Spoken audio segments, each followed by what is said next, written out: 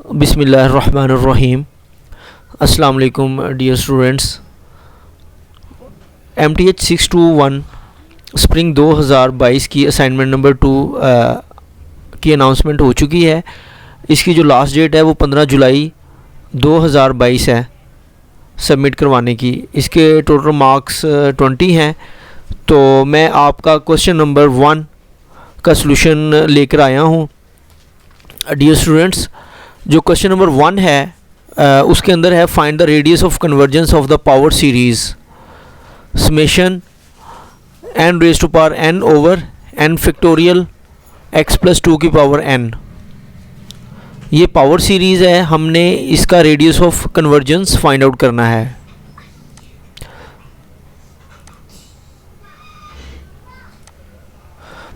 तो जो इसको हम लिख लेंगे पहले गिवन। अब हम इसके ऊपर लिमिट अप्लाई करेंगे। Summation n is equal to 1 up to infinity n raise to power n over n factorial x plus 2 की पावर n। तो हम इसको कंपेयर करेंगे समेशन a n के साथ, ठीक है। तो आप देखें कि a n की जो वैल्यू है वो बनेगी n raise to power n over n factorial into x plus 2 की पावर n। साथ ही हम a n प्लस 1 भी फाइंड आउट करेंगे। तो जहाँ जहाँ पर n है वहाँ वहाँ पर हम n प्लस 1 राइट कर लेंगे। तो देखिए n प्लस 1 की power n plus 1 over n factorial है तो n plus 1 factorial into x plus 2 की पावर n है तो n प्लस 1 बन जाएगा। अब हम इसके ऊपर अप्लाई करेंगे ratio test for absolute convergence. Absolute convergence के लिए हम इसके ऊपर रेशो टेस्ट अप्लाई करेंगे। तो डियर स्टूडेंट्स, रेशो टेस्ट होता क्या है असल में? रेशो टेस्ट हमारे पास कन्वर्जेंस और डाइवर्जेंस फाइंड आउट करने के लिए होता है। तो रेशो टेस्ट के अंदर जो मेन पॉइंट हैं वो आपको पता होने चाहिए। इसकी बाय डेफिनेशन अगर देखें, let summation a and b are series with positive terms and suppose that limit n approaches to infinity a n plus 1 over a n is equal to r। r कोई भी हमारे पास number हो सकता है, ठीक है। अगर तो r की वैल्यू जो है वो 1 से लेस होगी तो जो सीरीज़ है हमारे पास वो कन्वर्ज होगी, और अगर r की वैल्यू ग्रेटर देन 1 होगी तो वो डाइवर्ज होगी। और अगर वो r इज इक्वल टू 1 आया तो जो हमारा टेस्ट है वो फेल हो जाएगा, यानी कि इनकनकल्सिव हो जाएगा। तो इसका मतलब है कि वो हमारा टेस्ट फेल हो जाएगा। तो हम उसके ऊपर दूसरा टेस्ट अप्लाई करेंगे। लिहाजा हम इसके ऊपर रेशो टेस्ट अप्लाई करेंगे। तो उसके लिए जैसे कि मैंने आपसे पहले अर्ज कर दिया कि limit n approaches to infinity a n plus 1 over a n for absolute convergence. तो वैल्यूज़ जो हैं जस्ट मैंने अप्लाई कर दी हैं, पुट कर दी हैं। a n प्लस 1 की जगह पे ये वाली वैल्यूज़ वो ये आ गई है, और इसी तरह ही ओवर a n है। a n की वैल्यू क्योंकि ओवर है तो इसको रेसिप्रोकेट भी साथ ही मैंने कर दिया है। n फैक्टोरियल ऊपर मैं ले आया हूँ और नीचे n raise to power n आ गया इंटू x प्लस 2 की पावर n आ गया। तो ये आ गया, ठीक है जी। नीचे आए हम तो नीचे इसको सिंप्लीफाई कर दिया। ये n plus 1 raise to power n plus 1 है ना, तो n प्लस 1 की power n into n plus 1 मैं लिख दूँगा। सिमिलरली x प्लस 2 की पावर n प्लस 1 है तो x प्लस 2 की पावर n और इंटू x प्लस 2 मैं लिख दूँगा, ठीक है जी। और नीचे n प्लस 1 है तो इसको मैं ज़रा थोड़ा सा सिंप्लीफाई कर लूँगा। n plus 1 into n factorial में लिख लूँगा क्योंकि यहाँ हमारे पास a n में n फैक्टोरियल है। लिहाजा अब देखें जो वैल्यूज़ कटती हैं उनको आपस में काट दें।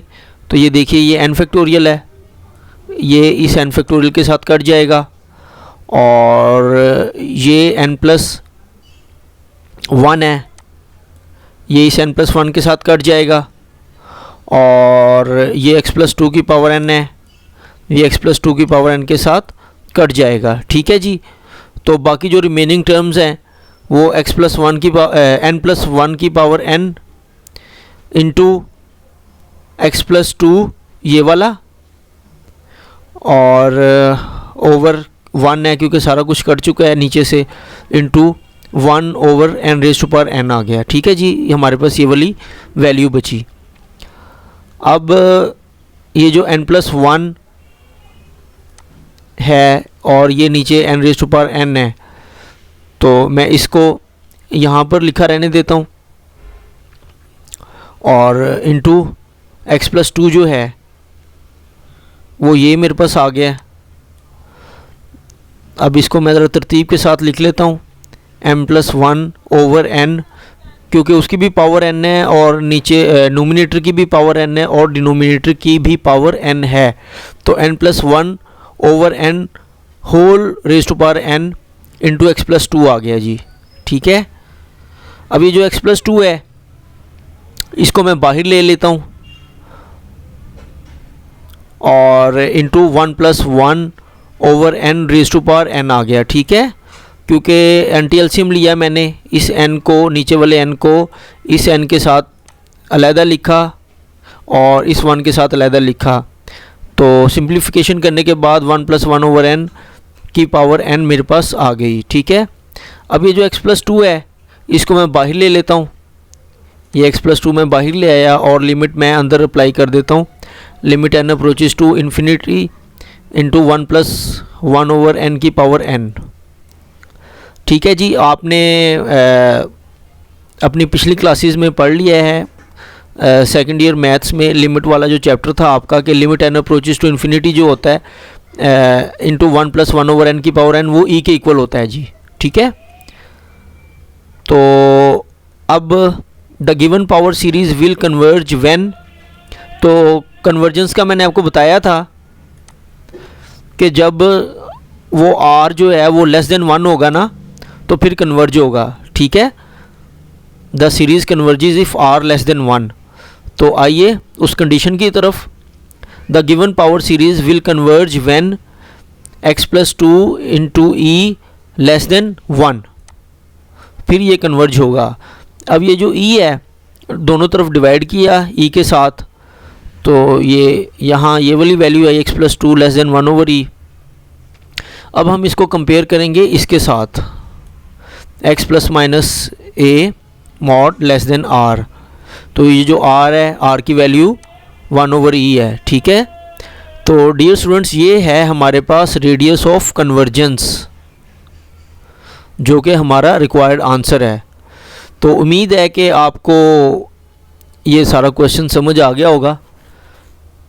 तो अगर आप मेरे चैनल पर नए हैं तो मैं आपसे रिक्वेस्ट करता हूँ आप मेरे इस चैनल को ज़रूर सब्सक्राइब कर दीजिएगा। वीडियो अच्छी लगी हो तो इसको काइंडली लाइक भी कर दीजिएगा और आगे स्टूडेंट्स तक शेयर भी कर दीजिएगा।